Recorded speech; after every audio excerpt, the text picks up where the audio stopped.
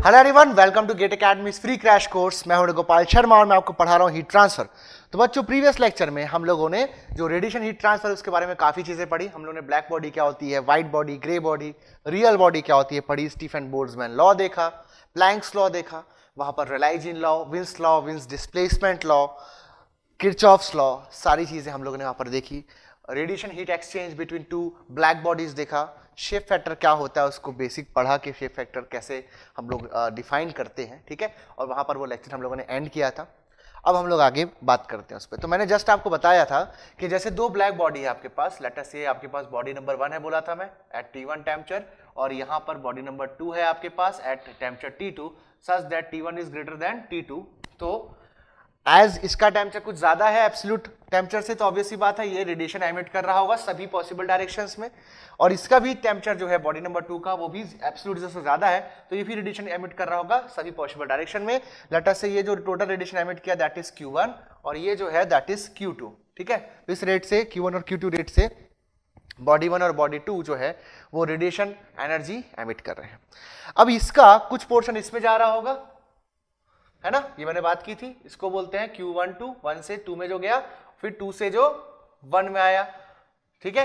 तो इस तरह से हमने देखा था कि नेट हीट एक्सचेंज जो होता है that is Q net is equal to what, Q12 minus Q21। तो नेट हीट एक्सचेंज जो होगा वो हायर टेम्परेचर से लोअर टेम्परेचर के बीच ही होगा, ऑल्दो दोनों बॉडीज जो है वो रेडिएशन एनर्जी एमिट कर रही हैं। तो जो नेट हीट एक्सचेंज होगा that will be from higher temperature to lower temperature only, although 1 से 2 में भी, यानी कि हायर से लोअर में भी रेडिएशन जा रहा है और लोअर टेम्परेचर से हायर टेम्परेचर में भी रेडिएशन जा रहा है। तो इस बारे में मैंने आपसे बात की थी कि जैसे थर्मोडायनेमिक्स में लोग पढ़ते हैं कि heat always flows from lower temperature to higher temperature, तो ऐसा नहीं है फॉर रेडिएशन। रेडिएशन में लोअर टेम्परेचर से हायर भी जो एनर्जी का ट्रांसफर हो रहा होता है, लेकिन जो नेट हीट ट्रांसफर है हम बोलेंगे वो हमेशा हायर से लोअर की तरफ होता है और ये उसकी वैल्यू होती है, ठीक है।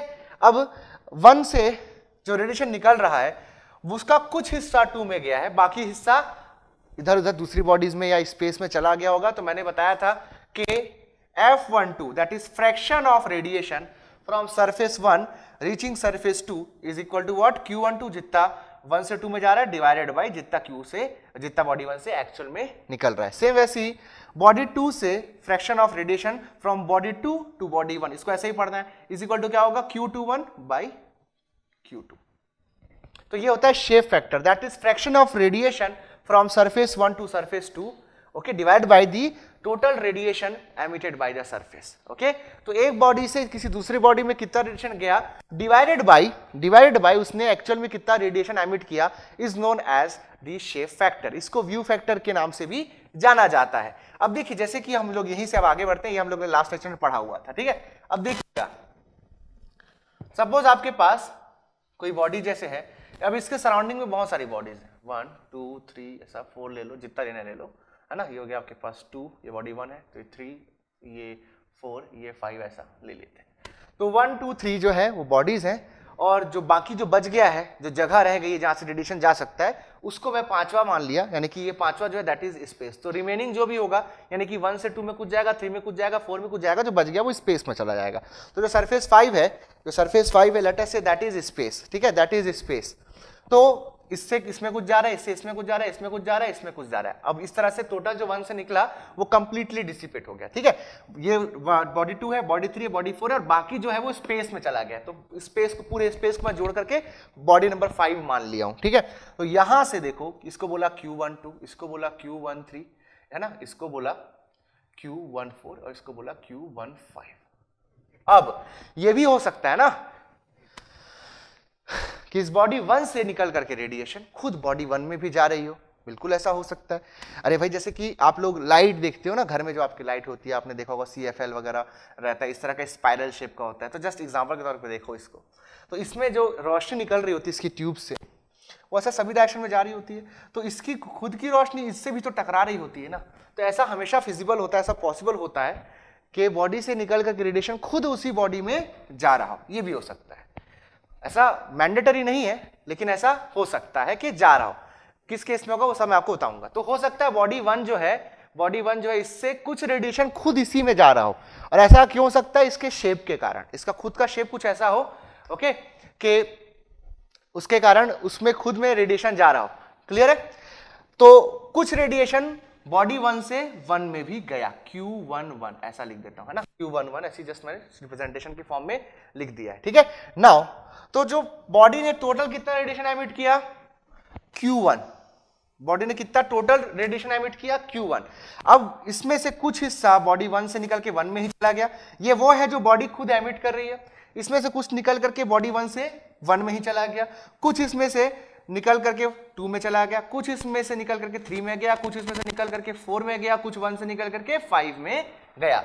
सो सभी को जोड़ दूंगा, सभी को अगर मैं जोड़ दूंगा तो मुझे जितना रेडिएशन बॉडी ने एमिट किया वो मिल जाएगा, जितना रेडिएशन बॉडी ने एमिट किया वो मुझे मिल जाएगा। ना इसको उस तरफ ट्रांसफर कर दो, या कह लो कि दोनों साइड आप लोग अगर Q1 से डिवाइड कर दोगे तो क्या हो जाएगा, ये हो जाएगा Q11 by Q1, okay, Q12 by Q1 plus Q13 by Q1 plus Q14 by Q1 plus Q15 by Q1, और बॉडी भी हो सकती है, मैंने 5 तक बस लिमिट किया, इज इक्वल टू 1 हो जाएगा।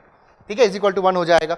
So what is this, this is the fraction of, this is fraction of radiation energy from surface 1 to surface 1, okay, this is the fraction of radiation energy from surface 1 to 2, this is the fraction of radiation energy from surface 1 to 3, this is the fraction of radiation energy from surface 1 to 4, this is the fraction of radiation energy from surface 1 to 5.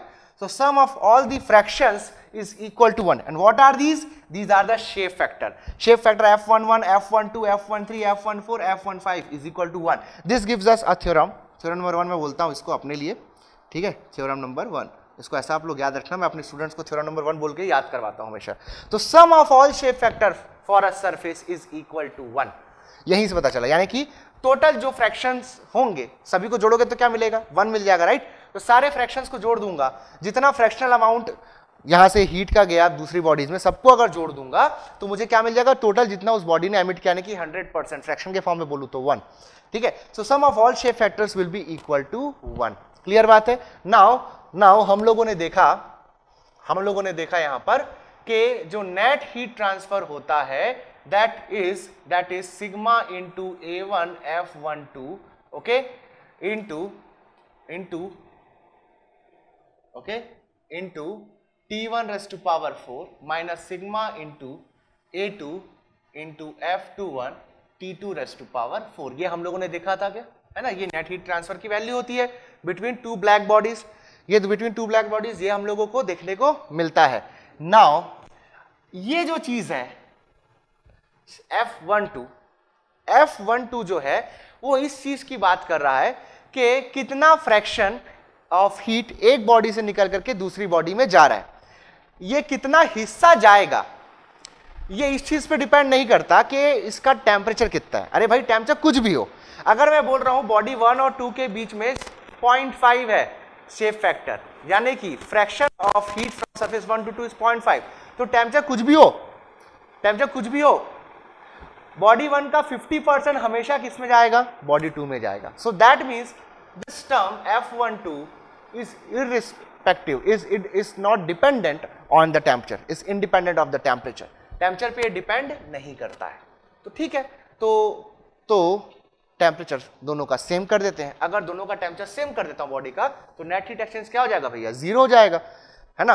जब temperature difference दिखता है तो आपको heat transfer देखने को मिल रहा है, net heat transfer देखने को मिल रहा है, लेकिन अगर टेम्परेचर डिफरेंस 0 हो जाएगा तो नेट हीट ट्रांसफर क्या हो जाएगा, 0। सो लेट अस से T1 इक्वल टू T2 हो गया, तो यहां से Q नेट क्या हो जाएगा, Q नेट हो जाएगा बच्चों आपका 0, Q नेट आपका 0 हो गया, Q नेट 0 हो गया यहां से, ठीक है।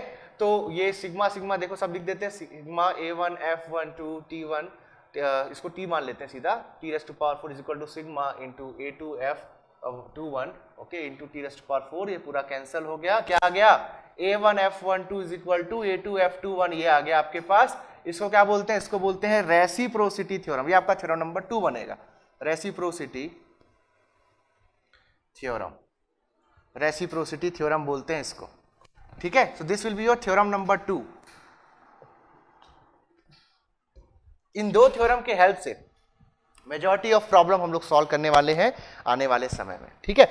अब ये जो दो थ्योरम्स हैं इनके हेल्प से किसी प्रॉब्लम को सॉल्व करने के लिए आपको कुछ कुछ फंडामेंटल आइडियाज होने चाहिए, ठीक है। तो आपको पता होना चाहिए कि कुछ स्पेसिफाइड केसेस में, कुछ स्पेसिफाइड ज्योमेट्रीज के लिए कैसे हम कुछ शेप फैक्टर को जज कर सकते हैं। खास करके इसकी बात करेंगे, F11 की बात करेंगे, ठीक है। तो F11 यानी कि बॉडी का खुद के साथ। अब यहां पर ऐसा नहीं कि हमेशा आप F11 लिखने वाले हो, आपके पास कुछ भी हो सकता है। तो ऐसा लिख सकते हो FII, किसी भी आई बॉडी के साथ, कोई भी आई नंबर की बॉडी हो सकती है, आई कुछ भी हो सकता है, 1 2 3 4, ठीक है। आई जो है आपके पास 1 2 3 4 कुछ भी, तो F22 F33 F34 ये सब क्या है, जैसे कि F22 लिखता हूं तो बॉडी नंबर 2 का बॉडी नंबर 2 के ही साथ, बॉडी नंबर 3 का बॉडी नंबर 3 के ही साथ, बॉडी नंबर 4 का बॉडी नंबर 4 के ही साथ, इस तरह से हुआ ना। तो किसी बॉडी का खुद के साथ हीट एक्सचेंज की वैल्यू कितना है वो देखते ही बताने के लिए हम लोग कुछ ट्रिक्स देखते हैं। तो 3 फंडामेंटल ट्रिक्स हैं आपके पास। पहला तो ये, जैसे कि कोई फ्लैट बॉडी है, तो मैंने बताया है जो रेडिएशन है that travels in straight line, right. तो कभी भी ऐसा नहीं हो सकता कि वो घूम के आके इसमें वापस टकराए। So whatever is the radiation, okay, that can not come back to this surface, या इस सरफेस से मौजूद किसी भी पॉइंट का जो भी रेडिएशन होगा वो इसी सरफेस के किसी दूसरे पॉइंट से इंटरेक्ट कभी भी नहीं करने वाला। सो ऐसे केस में for flat body, for flat surface बोलेंगे, फॉर फ्लैट सरफेस बच्चों बोलेंगे हम कि जो FII है, FII, और लिखना चाहो तो F भी लिख सकते हो, J विल बी अगेन, है ना, J भी अगेन आपका 1 2 3 4 कुछ भी हो सकता है ना। तो ये FII और FJJ will be equal to what, 0, ठीक है। तो जैसे कि फॉर एग्जांपल आप F11 लिखोगे और सरफेस 1 लेटर से फ्लैट बॉडी, तो ये क्या हो जाएगा, 0 हो जाएगा। नेक्स्ट देखते हैं for convex surface, convex surface उभरा हुआ, उत्तल इस तरह से, like this, okay। So if this is a convex surface, so the similar things will happen over here। यहां पर अगर कोई पॉइंट है, so again the radiations will be emitted in all the possible directions, ठीक है। और again straight line में travel करेगा, तो कभी भी इस पॉइंट से निकलने वाला रेडिएशन इसी सरफेस के दूसरे पॉइंट को हिट नहीं कर सकता, यानी कि ये बॉडी खुद के साथ कुछ भी इंटरेक्ट नहीं कर पाएगी। तो अगेन यहां पर भी आप लिखोगे FII, और अगर लिखना चाहो तो FJJ भी बोल सकते हो, इक्वल टू क्या होगा, 0। तो एक कॉन्वेक्स सरफेस भी अपने साथ कभी भी इंटरेक्ट नहीं कर पाएगी, ठीक है। उसके बाद क्या, उसके अगर आप लोग लास्ट देखते हो कोई कॉनकेव सरफेस हो, for concave surface, for concave surface की बात करेंगे अगर, तो कॉनकेव सरफेस ऐसा होगा ना, लाइक दिस, ऐसा सरफेस होगा कॉनकेव सरफेस, ठीक है। तो बेटा अगर यहां पर कोई पॉइंट मौजूद हुआ तो यहां से जो रेडिएशन निकलेगा, तो देख सकते हो जैसे कि यहां से रेडिएशन निकलेगा, देखो ये खुद की बॉडी पे मौजूद किसी दूसरे पॉइंट को डेफिनेटली हिट करेगा ही करेगा। तो यहां पर जो है body for a concave surface, अगर उसका सरफेस कॉनकेव है तो कॉनकेव सरफेसेस जो होंगे वहां पर खुद के साथ इंटरेक्शन 0 नहीं होगा। यहां पर अगर आप लिखते हो FII और FIJ, तो this will not be equal to 0, ठीक है। तो ये 3 फंडामेंटल चीजें हैं। अब कुछ इसके बाद कुछ ट्रिक्स हैं, जैसे कि ये 3 फंडामेंटल हो गया। अब जैसे कि एक कुछ की बात करते हैं, जैसे कि आपके पास सरफेस है कोई, लेटर से सरफेस नंबर 1 ये रहा, this is your surface number 1 letter से। अब इसके साथ 2 सरफेस ऐसे और भी दिख रहे हैं आपको, this is surface number 2, this is surface number 3। मैंने बताया टेम्परेचर से कोई लेना देना नहीं होता है शेप फैक्टर का, इसका ओरिएंटेशन से फर्क पड़ता है। व्यू फैक्टर मतलब आप इसका कितना हिस्सा एक्चुअली देख पा रहे हो। तो जैसे मैं बोलता हूं F12 0.5 है, तो बेसिकली बॉडी नंबर 1 के लिए बॉडी नंबर 2 का 50% पोर्शन जो है वो विजिबल होगा। तो बॉडी नंबर 1 से बॉडी नंबर 2 पर आप लोग 50% रेडिएशन बस भेज पाओगे। आई बात समझ में? तो कितना व्यू कर सकता है एक बॉडी दूसरे बॉडी को, इसके बारे में भी आपको पता चलता है, इसलिए उसको व्यू फैक्टर भी बोलते हैं हम लोग। तो यहां से यहां पर देखते हैं और यहां से यहां पर देखते हैं, ठीक है। लेट अस से आपके पास ये दोनों आइडेंटिकल इन लेंथ है, ठीक है। 1 2 और 3 जो है सिमिलर है, 1 अलग हो सकता है, ठीक है। हो सकता है तीनों सेम हो, लेकिन ये दोनों भी सेम है, ठीक है। ये भी L लेंथ है, इसकी भी लेंथ L है। अब आप देख पाओगे with respect to body number 1, with respect to body number 1 जो सरफेस 2 है और सरफेस जो 3 है, दे आर आइडेंटिकली अरेंज्ड। ये भी 90 डिग्री पर है, ये भी 1 से 90 डिग्री पर है, तो ये सिमेट्रिकली अरेंज सरफेस हो गया। तो एक सरफेस के रिस्पेक्ट में अगर कोई दो सरफेस सिमेट्रिकली अरेंज्ड हो तो बच्चों वहां पर आप देख पाओगे कि जितना रेडिएशन 1 से 2 में जा रहा होगा उतना ही 1 से 3 में भी जा रहा होगा। तो जो सरफेसेस किसी एक सरफेस के साथ सिमेट्रिक अरेंज होते हैं तो दोनों को मिलने वाला radiation from this surface equal होता है। तो 2 को 1 से उतना ही मिल रहा होगा जितना 3 को 1 से मिल रहा होगा। तो ये रेडिएशन और ये रेडिएशन की मात्रा है, यानी कि Q12 और Q13 भी क्या हो जाएगा आपके पास, सेम हो जाएगा। ठीक है, ये चीज होती है। और कुछ और टॉपिक्स होते हैं जैसे कि इनक्लोजर वगैरह की, तो वो सारी चीजें मैं आपको क्वेश्चंस के थ्रू बताऊंगा, है ना। तो अब जैसे कि आपके पास यहाँ पर आप लोग को मैंने 5 बॉडीज टोटल दिखाई हैं, तो इसके लिए इक्वेशन लिखेंगे। तो हर एक बॉडी के लिए शेप फैक्टर का इक्वेशन लिखना होता है फ्रॉम थ्योरम नंबर 1। तो sum of all shape factor for the surface will be equal to 1 करके सारे के लिए लिख सकते हो। जैसे कि आप 2 के लिए लिखना चाहो तो लिख सकते हो देखो F21 plus F22 plus F23 plus F24 plus F25 is equal to 1। और सिमिलरली आप आगे लिख सकते हो सारे सरफेसेस के लिए, ठीक है, थ्योरम नंबर 1 से। ओके, तो यहां से जितनी भी बॉडीज होती हैं सभी के लिए आप शेप फैक्टर्स लिख सकते हो। फॉर एग्जांपल मैं थोड़ा सा छोटा प्रॉब्लम करता हूं, जैसे कि मैं 2 बॉडी बस लेता हूं, कोई 1 है और ये 2 है, सिर्फ 2 बॉडी है, this is 1, this is 1, this is 2, ऐसा कुछ भी। शेप वेप की बात नहीं करनी, सॉल्यूशन की बात नहीं करनी, जस्ट थ्योरम नंबर 1 अप्लाई करना है। तो क्या लिखूंगा, F11 प्लस F12, और कोई तीसरा है नहीं, स्पेस जाने दो, ठीक है। सिर्फ 2 ही सरफेसेस है, एक ये और एक ये, इज इक्वल टू क्या होगा 1 from theorem number 1। F21 plus F22 is equal to 1। अब इसको आप इजिली सॉल्व कर सकते हो। ये आप F11 F12 जो है ना, इसको आप लोग जो नॉर्मल कुछ लॉजिक्स हैं उससे बिल्कुल फाइंड आउट कर सकते हो, है ना। और उसके बाद आप रेसिप्रोसिटी थ्योरम लगा करके आपको अगर F12 पता है तो आप वहां से F21 निकाल सकते हो।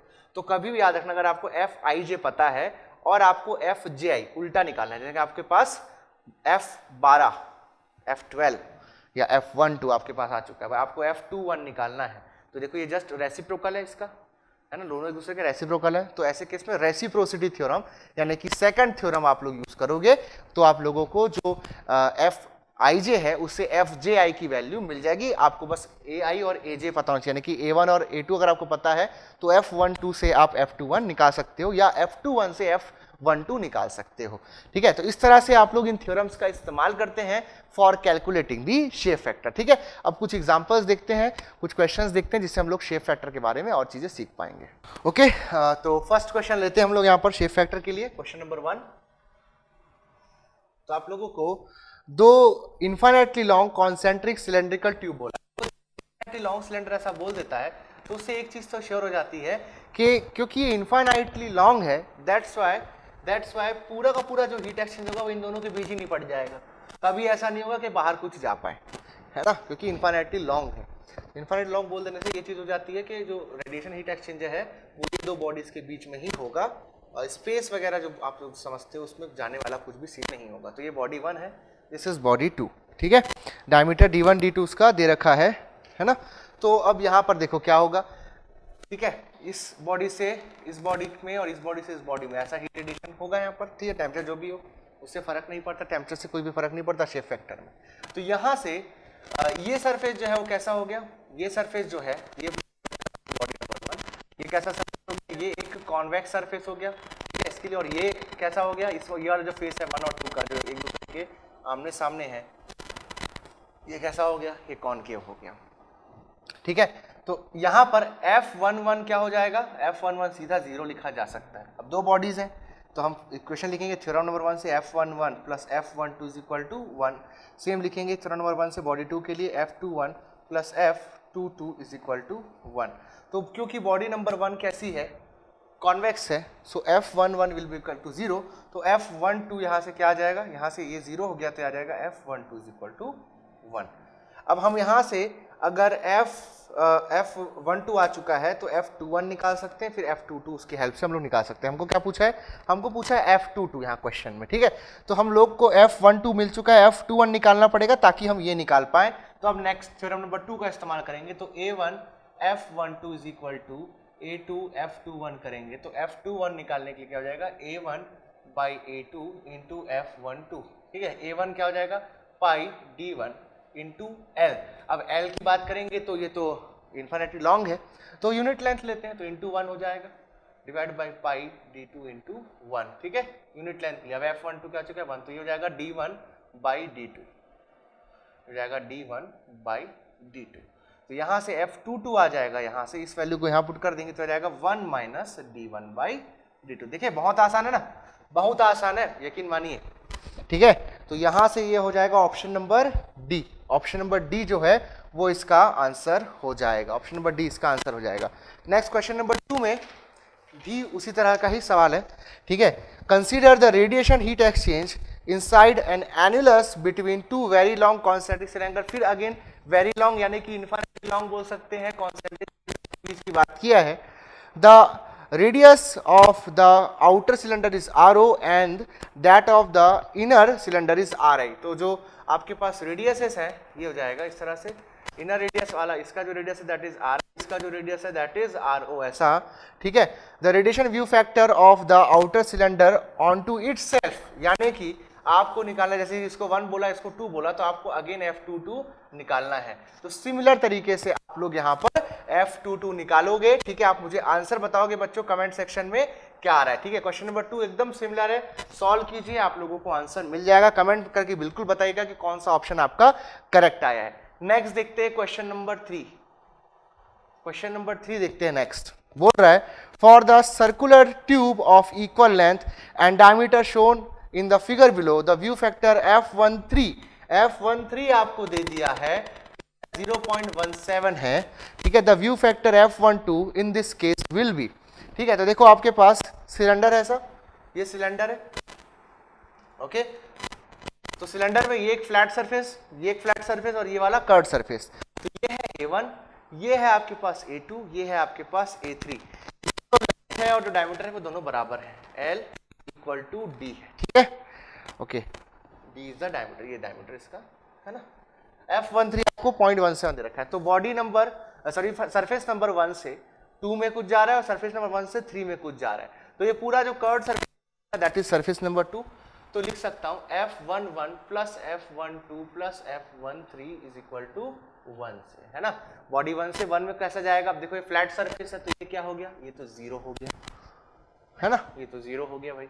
F13 दे दिया है तो F12 आ जाएगा आपके पास 1 माइनस 0.17, ये आ जाएगा सीधा आप लोगों के पास, ये हो गया आपके पास 0.83, दिस इज योर आंसर। तो इस तरह से आप लोग इजीली शेप फैक्टर जो है वो फाइंड आउट कर सकते हो। और बहुत सारे प्रॉब्लम्स है जो शेप फैक्टर के बिना नहीं बन सकते। तो शेप फैक्टर का जो पार्ट है, जो टॉपिक है, वो आप लोग का बहुत ही ज्यादा स्ट्रांग होना चाहिए।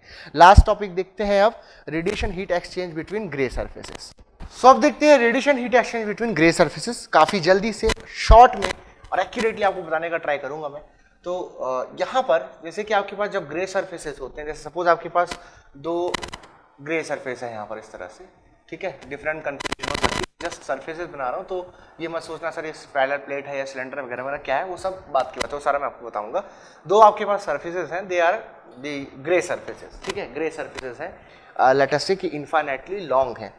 तो यहाँ से आप लोगों का ये जो बॉडी है लेट अस से T1 टेम्परेचर पे है, ये आपकी बॉडी T2 टेम्परेचर पे है, ठीक है। T1 is greater than T2, तो net heat transfer body number 1 से 2 पे होगा, ठीक है।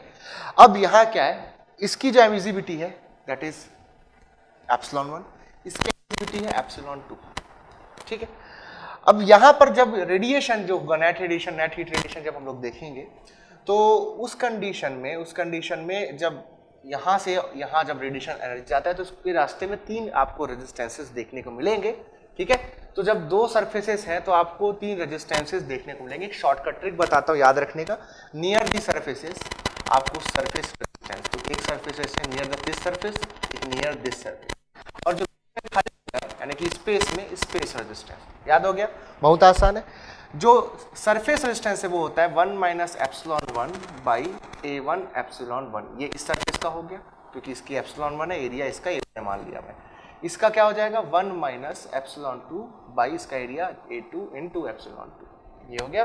और सरफेस 1 से 2 हीट एक्सचेंज हो रहा है, तो यहाँ पर जो स्पेस रेजिस्टेंस होगा दैट इज 1/A1F12। अब आप चाहे तो A1F12 की जगह A2F21 भी लिख सकते हो, क्योंकि रेसिप्रोसिटी थ्योरम से ये दोनों बराबर होते हैं। तीनों को जोड़ दोगे तो इनके बीच में जो टोटल रेजिस्टेंस है वो आ जाएगा। ठीक है, अब यहाँ पर आप लोग जो Q नेट है यहाँ पर वो लिख सकते हो इस तरह से, sigma okay into T1⁴ minus T2⁴ divided by 1 minus epsilon one by A1 epsilon one plus 1 by A1 F12 plus 1 minus epsilon two by A2 epsilon two. बहुत आसान है, ठीक है, बहुत आसान है। अब कुछ नहीं करना है, देखो यहाँ से जैसे कि आप A1 कॉमन निकाल देते हो तो इस तरह से लिख सकते हो, A1 कॉमन निकाल तो लिख दोगे सिग्मा इंटू A1, ये A1 कॉमन निकलेगा ऊपर चला जाएगा, into T1⁴ minus T2⁴ divided by, है ना, देखो 1 minus epsilon one by epsilon one plus 1 by F12 plus 1 minus epsilon two by epsilon two into यहाँ A1 बाई A2, ये लिख दिया मैं। नाउ ये जो पूरा टर्म है ना, ये जो पूरा टर्म है 1 अपॉन दिस मच टर्म, पूरा ये जो टर्म है ये वाला, ये जो पूरा टर्म है इसको बोलते हैं हम लोग, तो इसको अलग से लिख लेते हैं Fg12, इसको बोलते हैं Fg12। Okay, this will be 1 upon 1 minus epsilon one by epsilon one plus 1 by F12 okay plus 1 minus epsilon two by epsilon two into A1 by A2। तो ये जो है पूरा term that is 1 upon 1 minus epsilon one by epsilon one plus 1 upon F12 plus 1 minus epsilon two by epsilon two into A1 by A2। ये जो पूरा term है इसको बोलते हैं interchange factor. Okay, interchange factor. Okay, interchange factor इसको बोलते हैं। ओके, इंटरचेंज फैक्टर इसको बोलते हैं हम लोग यहाँ पर।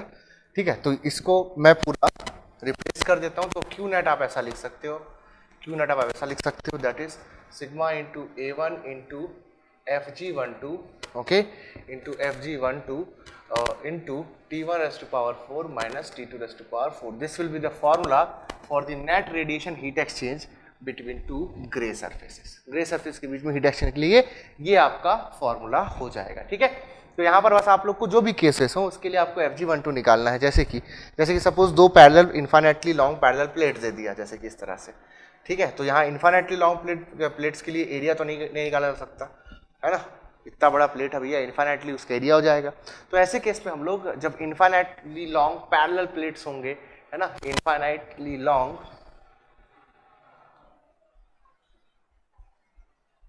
पैरेलल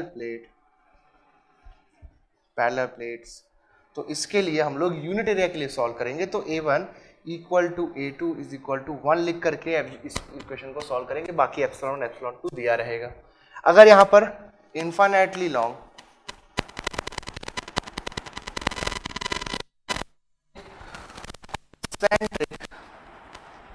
सिलेंडर्स, कॉन्सेंट्रिक सिलेंडर्स हो जाएंगे अगर यहाँ पर, तो उस केस में आप लोगों को कुछ नहीं करना, यहाँ पर आप लोगों को यूनिटी लेनी है, क्योंकि इन्फाइनाइट लॉन्ग है तो लेंथ बहुत लंबी होगी, इन्फाइनाइट होगी। सो फॉर यूनिट लेंथ यानी कि L इक्वल टू 1 के लिए आप लोग सॉल्व करेंगे। तो जैसे ये इनर सरफेस 1 या आउटर सरफेस 2 हो गया, ये इसका टेम्परेचर T1, इसका टेम्परेचर T2, तो A1 लिख देंगे आप लोग पाई इंटू D1 इंटू 1, और वैसे A2 लिख देंगे आप pi into D2 into 1। Unit length के लिए सॉल्व कर लेंगे इसको, तो आप लोगों को फिर यूनिट लेंथ के लिए जो हीट ट्रांसफर रेट है बिटवीन दीज ग्रे सरफेसेस मिल जाएगा। तो इस तरह से आप लोग इसको सॉल्व कर सकते हो। नाउ एक टॉपिक आता है रेडिएशन शील्ड, बहुत आसान है, बहुत आसान है। अगर आप लोगों को दिख रहा है कि दो सरफेसेस के बीच में हीट एक्सचेंज हो रहा है, अब आप चाहते हो कि जो रेडिएशन हीट एक्सचेंज हो रहा है दो सरफेस के बीच में, इसको मैं रोकूं, कम करूं कुछ, तो इसलिए हम लोग कुछ एक सरफेस इसके बीच में पुट कर देते हैं। एक या एक से ज़्यादा भी कर सकते हैं, ऐसा कुछ लिमिटेशन नहीं है। तो ऐसा एक मैं पार्शियली ट्रांसपेरेंट सरफेस में इसके ऊपर पुट करता हूँ। ठीक है, इसके ऊपर कुछ मैं पुट करता हूँ, तो यहाँ से रेडिएशन इस तरफ जा सकता है। ओके, रेडिएशन इस तरफ जो है वो जा सकता है। ओके, तो यहाँ पर जो इसकी खुद की कुछ एमिसिविटी होगी, इसकी खुद की कुछ एमिसिविटी होगी, है ना, ओके इसकी खुद की कुछ एमिसिविटी होगी। तो लेटर से अब सरफेस 1 है, आपके पास सरफेस नंबर 2 है, तो रेडिएशन इस शील्ड से होते हुए अब इस तरफ जाएगा, रेडिएशन इस शील्ड से होते हुए अब इस तरफ जाएगा। करेक्ट बात है। ओके नाउ लेटर से इसकी एमिसिविटी एप्सिलॉन 1, इसकी एमिसिविटी एप्सिलॉन 2 है, इसकी एमिसिविटी एप्सिलॉन 3 है। अब मैंने क्या बताया था, देखिए यहाँ पर जब आप लोग के पास दो सरफेस था तो सरफेसेस में इस तरफ ओपैक है, सिर्फ इस तरफ से हीट एक्सचेंजर है, लेकिन उसमें आप देखोगे उसमें किसी भी तरफ ओपैक नहीं किया, ठीक है, ओपैक किसी भी तरफ नहीं है। तो इसमें दो सरफेस है, एक लेफ्ट साइड का एक राइट साइड का। तो जितने सरफेस, जहां पर सरफेस दिखेगा वहां पर कुछ नहीं, जो ट्रिक बताया याद रखो, जहां पर सरफेस दिखेगा सरफेस रेजिस्टेंस ड्रॉ करो, यहाँ सरफेस रेजिस्टेंस, फिर स्पेस रेजिस्टेंस, फिर सरफेस रेजिस्टेंस, ट्रिक है, ठीक। उसके बाद फिर यहाँ पर सरफेस दिख रहा है, सरफेस के पास सरफेस रेजिस्टेंस, फिर बीच में खाली जगह स्पेस यानी कि स्पेस रेजिस्टेंस, फिर एक सरफेस रेजिस्टेंस। 1 2 3 4 5 6 कितने हो गए? 1 2 3 4 5 6 टोटल 6 रेजिस्टेंसेस। लिखने का तरीका आपको मालूम है, लिख सकते हो, लिख देता हूँ मैं। 1 minus epsilon 1 by A1 epsilon 1 plus बीच का क्या जाएगा, ये सरफेस 3 हो गया है ना, तो यहाँ लिख दो A1 F1 3। ओके 1 से 3 के लिए, 1 से 3 के लिए क्या हो जाएगा, एरिया तो A1 है, F1 से 3 जा रहा है तो F1 3 हो जाएगा, minus epsilon 3 by A3 epsilon 3। ठीक है, अब यहाँ पर क्योंकि पैरेलल प्लेट्स की बात हो रही है तो हम लोग को यूनिट के लिए सॉल्व करना होगा, तो वो अंडरस्टूड है कि A1 A2 A3 जो भी होगा वो 1 हमको पुट करके सॉल्व करना है, क्योंकि इन्फिनिटली पैरेलल प्लेट्स हैं तो हम लोग यहाँ पर उस केस में यूनिट डायरेक्टली बात करेंगे। अगर मान लीजिए कॉन्सेंट्रिक वाला दे दिया तो इसके बीच में अगर कोई शील्ड पुट कर रहे हो, कॉन्सेंट्रिक सिलेंडर्स वाली बात कर दी, बीच में एक शील्ड लगा दिया इसके, तो फिर वहां पर यूनिट लेंथ के लिए बात करेंगे, logic will be the same. ठीक है, तो यहाँ हो गया, इधर इस साइड के लिए, इस तरफ के लिए लिखते हैं, प्लस आगे फिर इस तरफ एक और सरफेस रेजिस्टेंस अगेन आएगा 1 minus epsilon 3 by A3 epsilon 3 plus 1 by A3 F32, 3 से 2 में जा रहा है, plus 1 minus epsilon 2 by A2 epsilon 2। ये आपके पास टोटल इसमें इनके बीच में जो रेजिस्टेंस है सरफेस और स्पेस रेजिस्टेंस टोटल मिल गया। इस पूरे रेजिस्टेंस को यहाँ पुट कर दो, इसको आप पुट कर दो यहाँ पर, तो Q नेट मिल जाएगा आप लोगों को। ठीक है, तो इस पूरे रेजिस्टेंस को पुट कर दिया मैं इस तरह से, ये हो गया sigma into T1 rest power 4 minus T2 rest power 4। Okay, ये हो गया आपके पास Q net between 1 and 2। Clear है? ठीक, ये चीज़ें हो गई आपकी।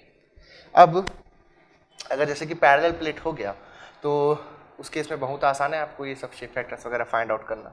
ठीक है, और यहाँ से आप देख सकते हो रेजिस्टेंस जो है वो बढ़ गया, एंड दैट इज वाई जो रेडिएशन हीट ट्रांसफर होगा विथ शील्ड, ओके, वो विदाउट शील्ड के कंपैरिजन में क्या होगा, विदाउट शील्ड के कंपैरिजन में क्या होगा, कम होगा। तो यहाँ पर हीट ट्रांसफर रेट ज्यादा मिल रहा होगा, यहाँ पर रेडिएशन हीट ट्रांसफर रेट आपको कम मिल रहा होगा। ठीक है, नाउ अगर मान लीजिए तीनों की एमिसिविटी बराबर है, यानी कि epsilon 1 equal to epsilon 2 equal to epsilon 3 equal to epsilon है, ठीक है, और ऐसी n नंबर ऑफ शील्ड्स आप पुट करते हो, है ना, लेट अस से आप ऐसा की सिचुएशन यानी कि सारे सर्फेसेस का एमिसिविटी लेट अस से सेम है, अभी तो अलग अलग था, अगर सारे की एमिसिविटी सेम है और let us say there are n number of such shields, there are n number, okay, there is n number of such shields, ऐसे शील्ड्स n नंबर हैं, तो उस कंडीशन में अगर आप ऐसे कंडीशन में जहां पर बॉडी यानी कि सरफेसेस और शील्ड्स दोनों की एमिसिविटी सेम है, ये भी एप्सिलॉन, ये भी एप्सिलॉन, ये भी एप्सिलॉन, सारे के सारे एप्सिलॉन है, तो ऐसे केस में अगर आप n number of shields put करते हो तो Q विथ शील्ड जो होता है, ओके, Q विथ शील्ड, तो जो शील्ड लगाने पर जो हीट ट्रांसफर रेट मिलता है वो बिना शील्ड के जो हीट ट्रांसफर मिल रहा था उसका 1/n+1 टाइम्स होता है ना। यानी कि अगर मान लीजिए सपोज आपके पास दो सरफेस है, बॉडी 1 है ना, ये सरफेस 1, ऐसा सरफेस 2, इसकी एमिसिविटी भी एप्सिलॉन है, इसकी एमिसिविटी भी एप्सिलॉन है। अब इसके बीच में आप एक शील्ड पुट कर दो ऐसा, इसकी एमिसिविटी भी एप्सिलॉन है, तो पहले यहां पर जितना भी हीट ट्रांसफर हो रहा था पहले, तो उसके कंपैरिजन में अब कितना हीट ट्रांसफर होगा, number of surfaces, number of shield कितनी ऐड किया मैंने, and that is equal to 1, तो 1/2। तो ऐसे केस में अब जो हीट ट्रांसफर मिलेगा विथ शील्ड वाला, ठीक है, वो पहले वाले हीट ट्रांसफर का आधा होगा। यानी कि अगर पहले 100 what rate of heat transfer था आपका थ्रू रेडिएशन, तो ऐसी एक शील्ड पुट करने के बाद आपको अब सिर्फ 50 वॉट मिल रहा होगा। So this is very important point. Okay, तो यहां से आप लोगों का पूरा जो रेडिएशन है वो समाप्त होता है। आई होप आप लोगों ने पूरी जो जर्नी थी है ना वो अच्छे से एंजॉय किया होगा। ठीक है, तो आई थिंक सारा टॉपिक आप लोगों को क्लियर है। जो कुछ न्यूमेरिकल्स बचे हुए हैं आपके ग्रे सरफेस से चलिए उसको देखते हैं और एक अच्छे नोट पे हमारे इस हीट ट्रांसफर के क्रैश कोर्स को हम लोग एंड करते हैं। तो क्वेश्चन नंबर 4 में बोल रहा है a plate having 10 centimeter square area each side is hanging in middle of a room। एक रूम है आपके पास 100 मीटर स्क्वायर एरिया का एक इस तरह से रूम है और इसके बीच में कोई प्लेट इस तरह से छोटू सी प्लेट है वो लटक रही है। उसका जो एरिया है एक तरफ का 10 सेंटीमीटर स्क्वायर है, तो टोटल इसका सरफेस एरिया हो जाएगा 20 सेंटीमीटर स्क्वायर। ये इसका एरिया हो जाएगा। ठीक है, the plate temperature and emissivity, इस प्लेट का जो टेम्परेचर है वो 800 केल्विन है और एमिसिविटी जो इसकी दे रखी है दैट इज 0.6। ठीक है, the temperature and emissivity values of the surface of the room is 300 kelvin and उसकी जो एमिसिविटी है वो 0.3 है। ठीक है, स्टीफन बोल्ट्जमैन कांस्टेंट 5.67 इंटू 10⁻⁸ दे रखा है। बोला है कि total heat loss from the two surfaces of the plate is, तो आपको साफ साफ दिख रहा है कि ये हॉट सरफेस है, ये कोल्ड सरफेस है। हीट ट्रांसफर होने वाला है दोनों के बीच में, हॉट एंड कोल्ड सरफेस के बीच में। तो यहाँ पर आप देख सकते हो भाई 20 सेंटीमीटर स्क्वायर, थोड़ा सा चमकना चाहिए आपको। तो यहाँ हम FG12 जानते हैं, दो सरफेस है आपके पास है ना, तो 1 by 1 minus epsilon 1 by epsilon 1 plus 1 by A1 F12 ऐसा होगा, प्लस ये हो गया आपके पास 1 माइनस सॉरी ये A1 यहाँ से निकल जाएगा, 1 minus epsilon 2 by epsilon 2 into A1 by A2, ये इस तरह से हुआ जैसे है ना। अब देखने वाली बात है आपके पास A1 अगर आप देखते हो, A1 अगर आप देखते हो तो ये जो A1 है ना ये बहुत छोटा है as compare to A2। A1 जो है यहाँ पर it is very very small as compare to A2। ये मैं वहां पर भी आपको बता सकता था इस केस को, लेकिन अलग से बता रहा हूँ। ठीक है, तो जब ये केस होता है तो ये वाला टर्म बहुत छोटा हो जाएगा, this will be very very less than 1। तो ये पूरा टर्म आप क्या कर दो, निपटा दो इसको यहाँ से। ठीक है, इसको पूरा उड़ा दो यहाँ से। अब ये क्योंकि आप देख सकते हो कि छोटी सी बॉडी है और ये एक इनक्लोजर है। ठीक है, एक इनक्लोजर है, एक बहुत बड़ा इनक्लोजर जैसा है। सपोज यहाँ पर ये तो रेक्टेंगुलर वॉल है, बट इस तरह से इनक्लोजर जैसा ही है कुछ। तो जो इनक्लोजर है ना, दैट इज वेरी लार्ज, यानी कि A2 बहुत बड़ा है जैसे कि ये रूम, और जो सरफेस है उसके अंदर जो इनक्लोज सरफेस है वो बहुत ही छोटा है। नाउ यहाँ पर जैसे कि आप देख सकते हो जैसे कि स्फीयर लूं मैं एक, और एक बहुत बड़ा स्फीयर सा ले लूं, ठीक है इस तरह से, या फिर एक क्यूब ले लिया जैसे कि ये है और बहुत छोटा सा उसके अंदर प्लेट लटका दिया। सो ये जो प्लेट है फ्लैट सरफेस है।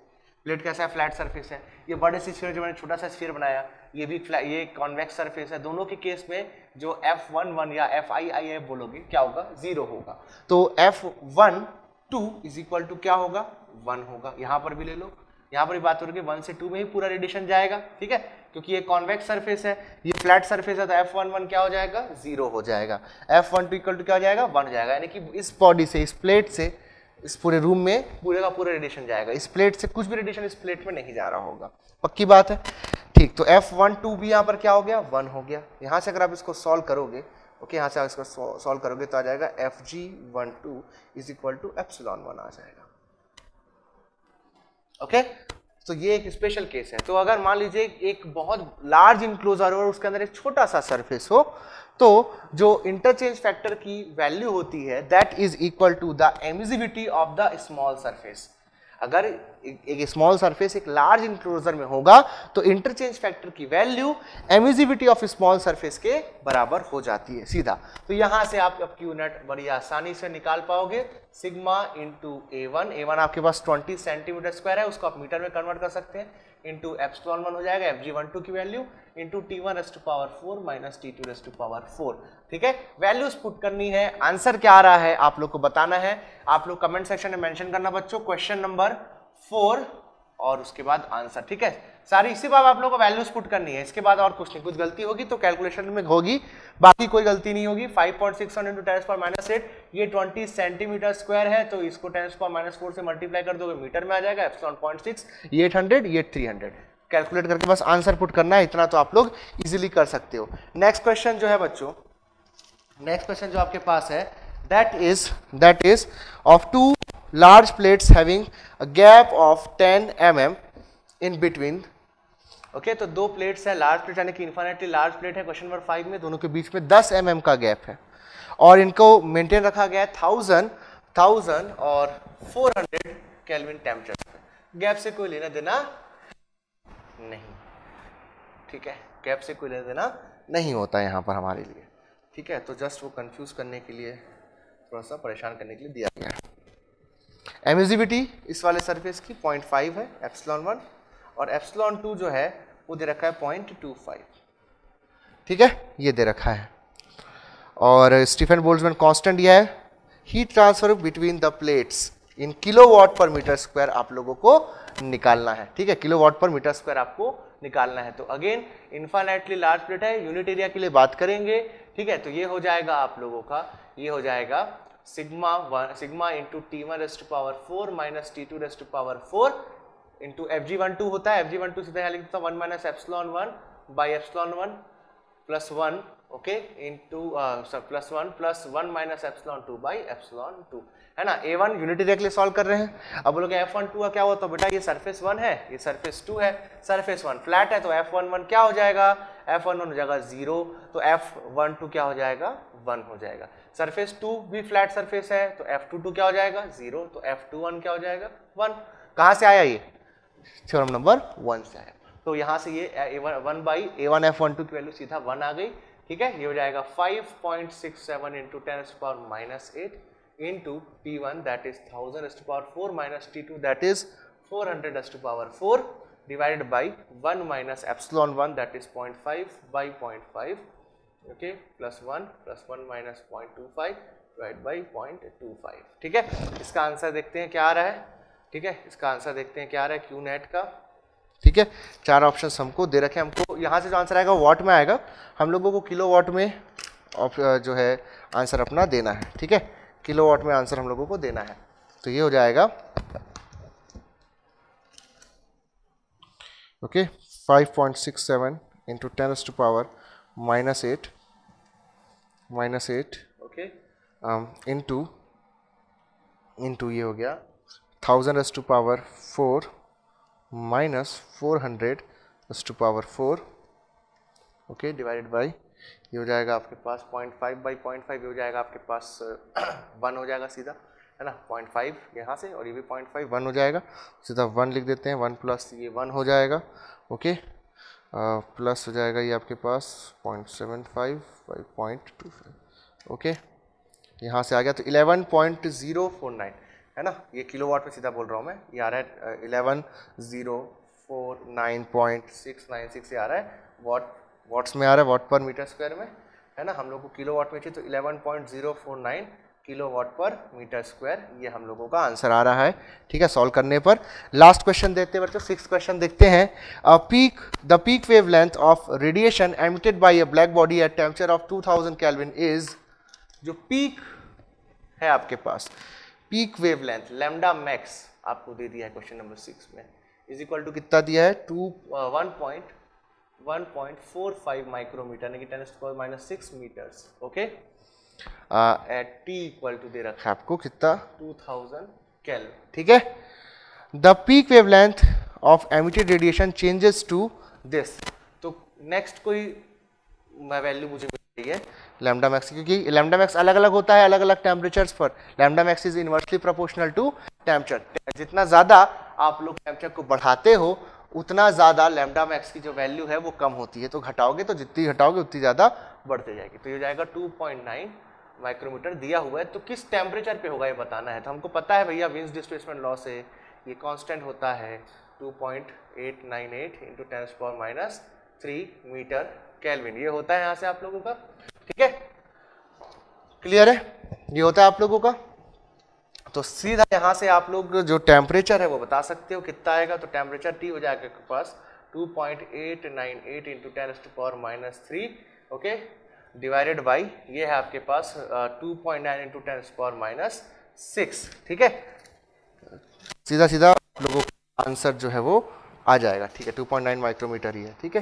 तो जाएगा 2.898 इंटू 10⁻⁻3 गेट बाई 2.9 इंटू 10⁻⁻6, तो ये आ रहा है आपके पास 999 है ना, 999 आ रहा है, 999.3 यानी कि ऑलमोस्ट इक्वल टू 1000 केल्विन आ रहा है, ऑलमोस्ट इक्वल टू 1000 केल्विन आ रहा है। That is option number B. तो बच्चों इस क्वेश्चन के साथ आप लोगों का पूरा जो हीट ट्रांसफर का सब्जेक्ट है वो खत्म होता है। तो एंजॉय कीजिएगा, अच्छे से पढ़िएगा और अपना ख्याल रखिएगा। और मैं पूरी उम्मीद करता हूँ कि मेरा जो ये क्रैश कोर्स मैंने आपको प्रोवाइड किया है इसका आप लोग भरपूर इस्तेमाल करोगे और गेट एग्जामिनेशन में कुछ अच्छा करके दिखाओगे, ठीक है।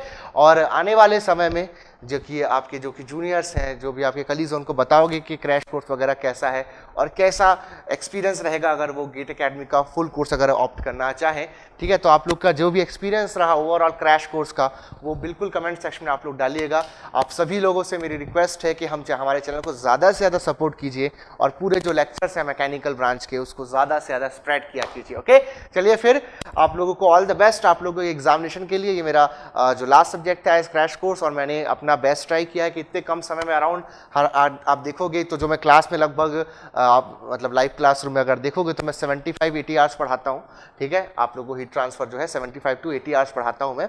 और मैंने यहाँ पर काफ़ी स्पीड से सारे टॉपिक्स मैंने लेते हुए चले हैं और लगभग मैंने 12 घंटे बोल सकते हो, 15 घंटे मान लीजिए राउंड फिगर करके 15 घंटे के आसपास में मैंने कोशिश की है कि जो पूरा सब्जेक्ट जो है वो आपको अच्छे से समझ आए और सारे टॉपिक्स आप लोगों के क्लियर रहें, ठीक है। एज ए क्रैश कोर्स है तो इतने कम समय में पूरी चीज़ें एकदम अच्छे से कवर कर पाना फिजिबल नहीं होता है। तो जितना पॉसिबल था मैंने अपने एंड से बेस्ट एफर्ट ट्राई किया है कि कम से कम समय में आप लोग ज़्यादा से ज़्यादा चीज़ें कवर कर पाओ। तो जैसा भी आप लोगों का एक्सपीरियंस रहा इस पूरे क्रैश कोर्स में आप लोग बिल्कुल मुझे बताइएगा। तो मिलेंगे हम लोग इसी चैनल पे। Love you all, thank you very much.